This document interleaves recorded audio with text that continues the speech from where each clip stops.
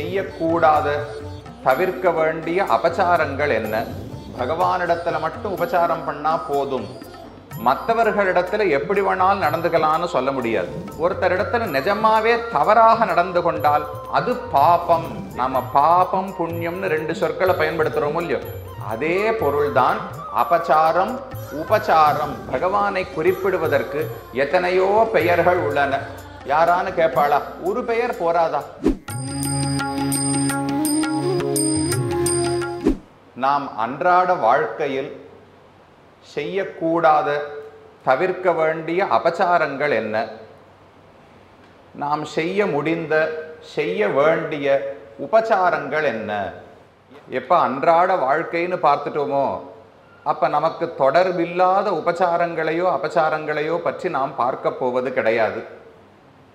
ஒருவர் ஏதோ கொலை செய்து விட்டார், இல்ல திருடி விட்டார், இதை போல அபச்சாரங்கள் எத்தனையோ உலகத்திலே உண்டு. அவ்வளவு தூரம் போய் அதற்கு என்னென்ன பாபங்கள், அதற்கென்ன பிராயஷ்சித்தங்கள் என்பது நமக்கு ரொம்ப உதவாது. இங்கு இருக்கிற யாரும் அதை போன்ற பாதகங்களை செய்ய போவது இல்லை.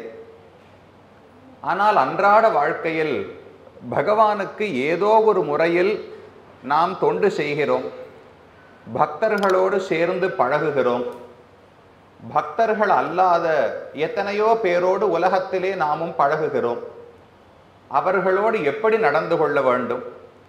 உபச்சாரம் என்பது இவர்கள் ஒவ்வொருத்தருக்கும் செய்யப்பட வேண்டும். அபச்சாரமும் யாரிடத்திலும் படப்படாமல் இருக்க வேண்டும். பகவானிடத்துல மட்டும் உபச்சாரம் பண்ணா போதும், மற்றவர்களிடத்துல எப்படி வேணாலும் நடந்துக்கலான்னு சொல்ல முடியாது. இல்ல பக்தர்களிடத்தில் மட்டும் சரியா நடந்துட்டா போரும், பக்தர்கள் அல்லாதவர்களிடத்தில் நான் கடிந்து பேசினாலும் அதனால் தவறு கிடையாது, அவர்களை ஏமாத்தினாலும் அதனால் தவறு கிடையாது. சாதாரண சம்சாரிகள் தானே, அவர் என்னை விட தாழ்ந்தவர்கள், நானோ பகவானிடத்தில் ஓரளவுக்கு ஆசையோடு இருக்கேன், அவர் திருவடிகளே எனக்கு தஞ்சம்னு பற்றி இருக்கிறேன், சரணாகதன்னு சொல்லிக்கிறேன்.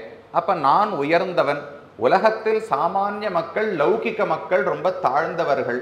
அப்ப நான் அவர்களை எப்படி நடத்த வேண்டும்னு எந்த முறையும் கிடையாது, அவர்களை தாழ்ந்தவர்களாக நடத்தலாம் என்று நினைத்து விடுவோமோ இல்லையோ. அப்படியும் பெருமான் ஒப்புக்கொள்ளவில்லை. மனிதன் யாராக இருந்தாலும், ஏன் எந்த ஜீவாத்மாவாகவே இருந்தாலும், அது ஒரு நாய்க்குள்ள இருக்கிற ஜீவாத்மாவா இருக்கலாம், ஒரு பூனையாக இருக்கலாம், ஒரு யானையாக இருக்கலாம், சிங்கமா இருக்கலாம், மனிதனா இருக்கலாம், தேவனாக இருக்கலாம். எந்த பிறவி எடுத்த ஒரு ஆத்மாவாக இருந்தாலும் அவனை கௌரவத்தோடு தான் நடத்த வேண்டும். அவனுக்கு பக்தி இருக்கா இல்லையா என்பதை பொறுத்து நாம் அவரோடு எவ்வளவு பழகுகிறோம் என்பதை வேணா மாத்திக்கலாமே தவிர, அவரை சந்திக்கும் ஒரு சந்தர்ப்பம் ஏற்படும் போது யாரையுமே அவமரியாதையோடு நடத்துவதற்கு நமக்கு தகுதி கிடையாது. அப்ப உபச்சாரம் யார் யாருக்கு என்னென்ன உபச்சாரம் பண்ணணும்னு தெரிஞ்சுக்கணும்.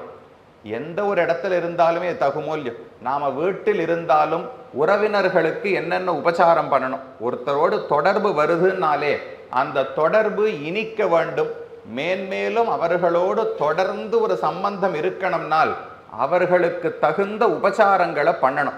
என்ன சேவை உபச்சாரம்னு சொன்னால் அவர்களுக்கு நாம் செய்யக்கூடிய நல்ல சேவைகள் என்னென்ன என்று தெரிந்து கொள்ள வேண்டும்.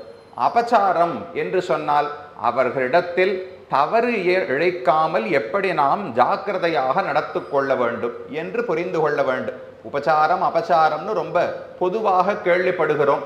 ஆனா நமக்கு என்ன தோணும்? அபச்சாரம்னு சொன்னால் பாபம்ங்கிறது வேற ஒண்ணும், அபச்சாரம் என்பது அதை விட கொஞ்சம் குறைவு. பாபம்னு சொன்னால் கொலை செய்வது, பொய் சொல்லுவது, திருடுவது, இதை போல பெரிய பெரிய பாபங்கள்.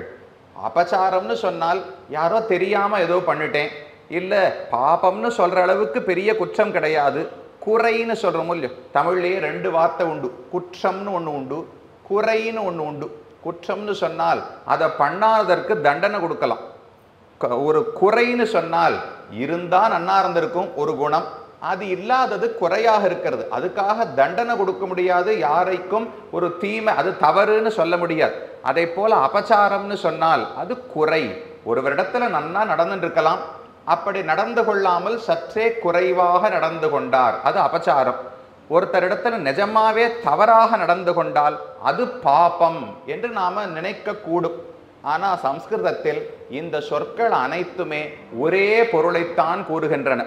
நாம பாபம் புண்ணியம்னு 2 சொற்களை பயன்படுத்துறோம் இல்லையோ, அதே பொருள்தான் அபச்சாரம் உபச்சாரம் என்கிற 2 சொற்களுக்கும் வழங்கப்படுகின்றன. தர்மம் அதர்மம்னு சொல்றோம், சுகிருத்தம் துஷ்கிருத்தம்னு சொல்றோம். இத போல எத்தனையோ வார்த்தைகள் இருக்கோ இல்லையோ. ஏனஹா அப்படின்னு இதே பாபத்துக்கு ஒரு பெயர் உண்டு, துஷ்கிருத்தம் துரிதம்னு ஒரு பெயர் உண்டு, அகஹான்னு ஒரு பெயர் உண்டு. இப்படி எத்தனையோ பெயர்கள். இந்த ஒவ்வொரு பெயரும் ஒரு பயனற்ற பெயர்கள் கிடையாது. ஒரு பொருள், இப்ப பகவான் எடுத்துங்களேன், பகவானை குறிப்பிடுவதற்கு எத்தனையோ பெயர்கள் உள்ளன. யாரான்னு கேட்பாளா? ஒரு பெயர் போராதா? ஒரு இந்த பொருளை குறிப்பிடணும்னால் சால்வை அப்படின்னு ஒரு வார்த்தை இருந்தா போரும். அதுக்கு மேல இது எதுக்கு 10 பெயர்கள்? பகவானுக்கு ஆயிரமான பெயர்கள் இருக்கே, சஹஸ்ரநாமமே பாடி வைத்திருக்கிறார்களே, வேண்டானே. ஒரு பொருளை குறிப்பிடுவதற்கு ஒரு பெயர் இருந்தால் போரும். அப்ப நாராயணன் என்று ஒரு பெயர் இருந்தால் போரும். மற்ற பெயர்கள் எல்லாம் எதற்குன்னு கேட்க மாட்டோம் இல்லையோ. ஏனென்றால் ஒவ்வொரு பெயரும் அந்த பொருளுடைய ஒவ்வொரு தன்மையை குறிக்கின்றன. மேலும் இது போன்ற சிறப்பான நிகழ்ச்சிகளை காண இப்போவே லைக் பண்ணுங்க, ஷேர் பண்ணுங்க, மறக்காம சப்ஸ்கிரைப் பண்ணுங்க.